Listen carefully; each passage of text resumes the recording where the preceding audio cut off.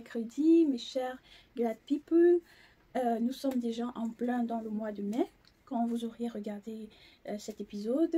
Contrairement à ce que nous faisons chaque mercredi, qui est de parler, disons, de plus en plus sur le côté fiscal ou assistance en tant que tel, en bonne et due forme, au niveau de tout citoyen italien, vu que la société, notre société est basée en Italie à Turin. Ce mercredi, nous allons un peu changer les choses. Au lieu de notre, disons, typique mercredi où nous discutons en italien de ces procédures que tout citoyen a nécessité ou à n'importe quel moment de son séjour en Italie a besoin, aujourd'hui, nous allons parler du bien-être. Comme vous avez vu sur le titre, aujourd'hui, nous parlons de la partie Glad Wellness, qui met son focus sur le bien-être, non seulement physique, mental, mais aussi, disons, oui, physique, mental et émotionnel de chacun et chacune de vous, ici présents, ceux qui sont déjà avec nous depuis le début de cette aventure et ceux qui viennent d'arriver ou qui sont juste curieux de savoir exactement qui nous sommes, qu'est-ce que nous faisons et bien évidemment comment nous pouvons, de par notre petit apport, notre petit ajout, vous aider à améliorer ou à découvrir de plus en plus votre bien-être personnel pour votre entourage, pour votre couple, pour votre communauté et nous pensons évidemment pour le monde entier. Alors, comme vous l'avez vu, aujourd'hui nous parlons français. Pour moi, ce sera un peu chaotique aussi parce que, certes, de par la Glad Learning Academy, nous avons la possibilité, comme vous le savez bien, pour ceux qui nous suivent sur Insta et sur TikTok, vous avez la possibilité de voir comment nous aidons à notre petit niveau, avec l'effort de tous nos clients, justement, à parler et maîtriser, disons, qui est le but ultime, l'anglais, le français ou l'italien.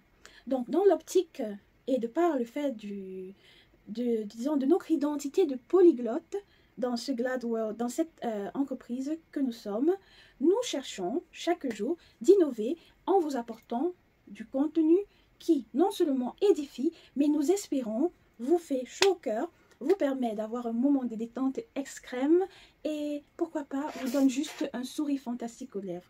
Ne vous en faites pas, ce que vous venez de suivre là, justement fait partie des...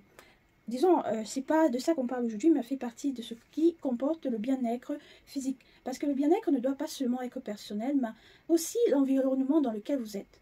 Ceci est un discours que ce soit au niveau mental, physique ou émotionnel. Donc, je répète, ceci n'est pas une publicité, c'est juste pour que vous sachiez quel est ce son que vous suivez toujours dans certaines de nos vidéos. C'est juste ceci. Alors, je me mets ici parce que sinon... Ok. Alors, c'est un Glad Sensitive. Et chaque fois qu'il y a un mouvement, ça détecte un mouvement, ça relâche juste la senteur. Dans ce cas, j'ai mis... Parce qu'avant, j'avais la vanille et le bourbon, si je me trompe. Vanille bourbon, si je ne me trompe pas. Cette senteur-ci, c'est juste... Attendez un instant. Alors, ça s'appelle Ocean Adventures. Et voilà.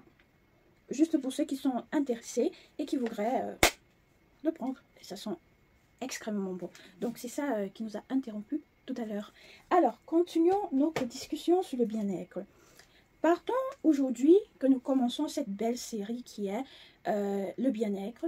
Partons aujourd'hui avec le bien-être physique. Alors, la santé est primordiale. Et comme le bien-être qui va main à main avec les modes et les styles de vie, la santé va main à main avec le bien-être. Et vous allez me dire, mais comment c'est possible? Comment ça se fait? Alors, oups, j'ai mon stylo qui a failli nous lâcher. Alors, je disais, le bien-être physique est la première, disons, j'essaierai de faire ceci en plusieurs temps. Donc, comme vous avez vu pour les chit-chats qu'on a chaque vendredi, on avait eu comment on dit ça? La prise, la responsabilité, je sais pas, like accountability. Je me rappelle pas en cet instant, en cet instant où je vous parle, je me rappelle pas exactement le mot juste en français, mais la prise, pas la prise en charge, mais disons la prise de responsabilité. Nous avons fait une série, on croit, tant. Et la même chose nous ferons pour ce sujet de bien-être. Commençons par le bien-être physique. Vous n'avez pas besoin de faire grand-chose, généralement. Et je ne parle pas en tant qu'expert médecin, en tant que diététicienne ou quoi que ce soit. Je parle en tant qu'une personne, un être humain comme vous, qui regardez ou qui est en train d'écouter cette vidéo, qui cherche juste à rester en bonne santé. Il y en a ceux qui vont aux extrêmes parce qu'il y va de leur santé. Alors, prenons votre santé en considération, le pourquoi même toutes nos vidéos, je dis toutes nos vidéos parce que maintes fois, pour ceux qui me suivent déjà depuis un bout de temps, je partage mes sessions de workout, pas complètes, évidemment, juste une portion, de mes sessions de gym ou de workout que je fais à la maison quand je ne réussis pas à aller à la gym. Ou quand je ne peux pas me permettre, parce que ça peut être le cas. Quelquefois, les gens pensent, ah, mais celui-ci ne fait pas d'effort, celle-ci ne fait pas d'effort. Mais soyons honnêtes, soyons sincères, parlons peu, parlons vrai. Il y en a qui pensent, juste pour ton bien-être, tu as besoin de dépenser des sommes exorbitantes. Je vais vous dire non et non et non. Et il va tout simplement et tout d'abord de ce qu'on met dans notre corps. Moi, je pense que je suis une personne qui aime bien manger. Et ça, je le sais. C'est pour ça qu'on dit aussi de bien se connaître. D'où, vous voyez, il y a des nuances du bien-être mental et émotionnel. Mais, sachant ce que j'aime manger et sachant que toute chose, et je répète, toute chose consommée en excès nuit à l'organisme, j'essaye de faire des variations. Et quand je vois la nécessité, parce que médicalement, au moins ceci, c'est une information que j'ai prise de mon médecin de famille, c'est-à-dire mon médecin crétin, qui me suit et qui connaît, disons, mon historique médical, il m'a toujours conseillé de ne pas avoir un poids qui dépasse ma taille. Parce qu'il va de la masse, de l'index de masse, je ne me rappelle plus le terme exact. S'il vous plaît, cher médecin, si vous pouvez ajouter sous les commentaires à ce discours, vous êtes les bienvenus et nous vous remercions d'avance. Mais justement, quand on est en surpoids, ce n'est pas toujours, disons, quelqu'un qui, visiblement, vous pensez en surpoids, non. Il y en a qui ont des conditions médicales et ce n'est pas toujours qu'ils mangent exagérément. D'accord? Il y va du métabolisme de tout un chacun. Le pourquoi il faut se connaître, le pourquoi il faut prendre des avis médicaux avant d'entreprendre une diète que ce soit. Ou aller chez nos chers frères et sœurs experts en diététique qui vous donnent des plans de diète qui vont avec votre corps, votre historique médical et votre objectif dans cette aventure de perte de poids. Je connais des amis qui jusqu'aujourd'hui, c'est pas qu'ils ne mangent pas, mais ils ont des repas spécifiques et ils les respectent. Parce que, je vous dis, de ma petite expérience, la chose la plus difficile, c'est même pas de perdre, mais c'est de ne pas prendre et d'essayer d'être constant. J'ai la flemme la plupart du temps. J'ai pas. Ça dépend aussi. Vous savez, nous avons encore le travail, les occupations, les sorties, les projets. Pour ceux qui ont des familles, vous comprenez ceci mieux que moi. Alors, être femme, être épouse, être maman, être papa, être époux, être un compagnon, être une compagne. Prendre soin de ses parents, dépendant de l'historique médical de la famille de tout un chacun. Peut-être vous avez une personne alitée, vous êtes un caregiver. Il y a beaucoup de situations. Et ceci crée des situations de stress.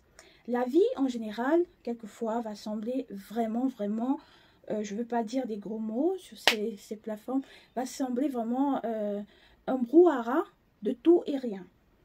Le pourquoi, si vous suivez, comme je vous disais, nos petites causeries des vendredis, nous devons toujours chercher à établir une sorte, et rendre ici la nuance de bien-être mental, qui va avec le bien-être émotionnel et contribue au bien-être physique. Le pourquoi? Parce que nous sommes des êtres humains. De mes notions de biologie, nous avons des hormones et nous avons des mécanismes qui sont naturellement ancrés et implémentés dans notre système, c'est-à-dire dans notre corps, que ce soit au niveau de la digestion, que ce soit au niveau de la réflexion, que ce soit au niveau de la partie motrice, c'est-à-dire le mouvement des mains, des bras, des pieds et tout autre. Le bien-être physique, c'est pas aussi seulement « oh non, il faut connaître son poids, il faut manger ceci, cela ». Il faut rester en santé. Moi, je dis, mettons-nous l'objectif d'être en santé. nous voyons le taux de mortalité dans certains de nos pays. Pour ceux qui ne connaissent pas, moi je suis originaire du Cameroun. Et de nos jours, plus de jeunes meurent que de vieux. Certes, nous allons tous mourir un jour. Pardon. Ceci est la finalité, disons. Ceci est le parcours de tout un chacun. C'est le cycle normal et naturel de la vie. Il y a une naissance et il y a un décès. Mais il y a des décès que, selon moi, pouvaient être évités, pas parce que nous sommes Dieu, non, loin de là, pouvaient être évités si nous avions eu des mécanismes de prévention.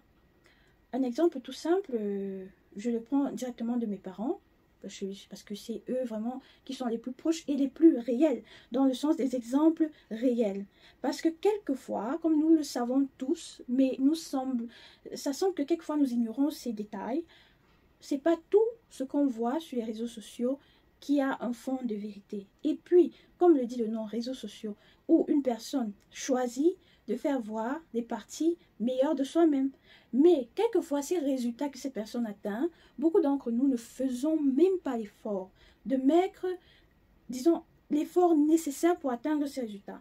Nous voulons des résultats de ce que nous avons comme, disons, exemple, comme référence, sans chercher à comprendre la route qui les amène à ces résultats. Et si nous sommes capables de mettre ces mêmes efforts.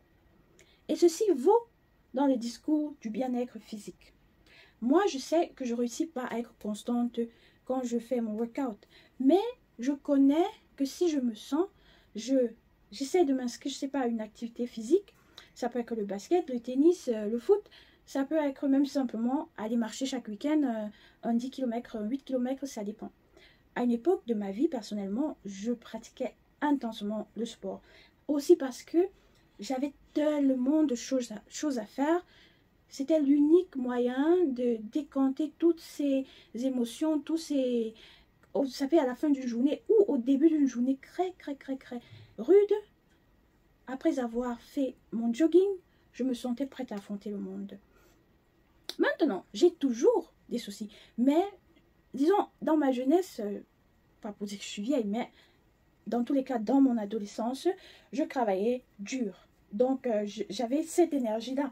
Mais je ne pense pas que, et ceci vaut que ce soit pour les hommes ou les femmes, biologiquement, plus tu avances en âge, moins tu as la même énergie que tu avais dans les âges précédents. Donc, il faut chercher un moyen de varier, de jouer sur beaucoup d'autres facteurs si tu sais que tu n'as pas la constante d'aller t'exercer. Mais comme le disait, je vais référer ici, une actrice nigérienne dont je suis vraiment fan depuis, disons, j'ai grandi avec ses films, Madame Kate Henshaw, elle le disait sur son Instagram, bougez. Bougez. Que ce soit 2 pas chaque jour, que ce soit 2 pas chaque semaine, bougez. Parce que avoir une vie de sédentaire ne permet pas d'arriver à ces objectifs ou ces références sur lesquelles nous nous appuyons pour décider comment vivre nos vies. Nous devons bouger. Ok? Et bouger, ça peut être simplement nettoyer sa propre maison chaque jour. C'est un moyen de bouger. Simplement aller faire les courses dans un supermarché qui a 20 km au lieu de 10 km, c'est bouger. Je ne suis pas particulièrement, sincèrement, je suis pas particulièrement fan de marcher longtemps, mais j'ai tendance à le faire si je voyage ou j'ai pas envie de prendre les transports et il y a un beau temps et je me sens à l'aise, alors je vais marcher. D'accord? J'essaie toujours de faire quelque chose. Et le jour que je ne réussis pas, que ce soit dû au travail, que ce soit dû à mon entreprise qui est Gladwell Ventures, comme vous le connaissez, j'essaye de compenser cela au niveau de l'alimentation. Et ça ne me rend pas parfaite, ça ne me rend pas au-dessus de qui que ce soit. J'essaye toujours dans ma vie de donner exemple sur ce que moi-même je sais et fais. Parce que je pense, si nous échangeons ce qui est, et non des idéaux ou des idéaux qu'on s'est mis dans la tête, nous réussissons à créer ensemble un bien-être physique vraiment réel et qui s'adapte à toute situation que tout un chacun vit dans sa vie en ce moment. Donc, c'était tout pour aujourd'hui. Nous nous voyons mercredi prochain avec la suite de cette causerie sur le bien-être. Après avoir attaqué le bien-être physique, voyons voir comment soutenir avec le bien-être émotionnel qui, plus alors, ensuite nous conduira au bien-être mental. Merci beaucoup encore mes chers Glad People et passez une excellente semaine et je vous souhaite une bonne journée.